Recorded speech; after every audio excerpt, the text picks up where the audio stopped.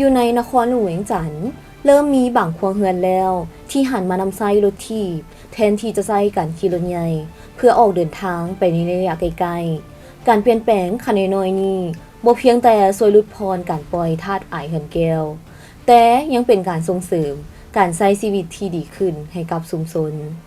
มื้อนี้นักข่าวหุ่นน้อย EU Mini Reporter ของเขาก็ได้มีรายงานละเอียดให้ทานทราบขอเชิญทุกท่านไปติดตามพร้อมกันเลย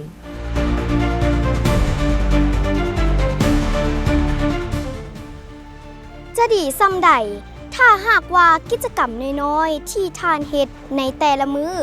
ช่วยเข้าในการรักษาโรค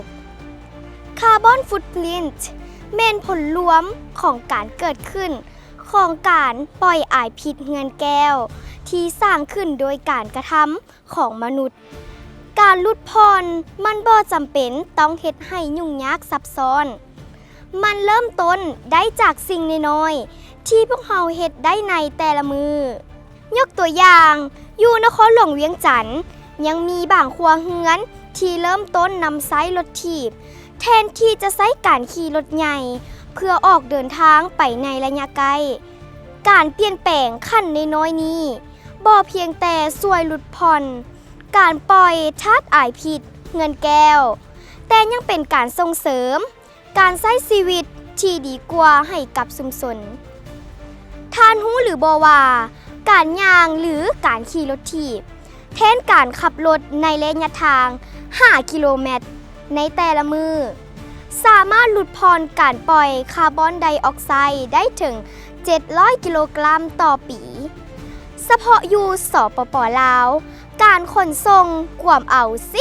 15% ของการปล่อยคาร์บอนไดออกไซด์ออกสู่ชั้นบรรยากาศเพียงแต่พวกเราลดพรการนำใช้พลังงานการหากินและส่งเสริมอาหารท้องถิ่นการนำใช้รถสาธารณะ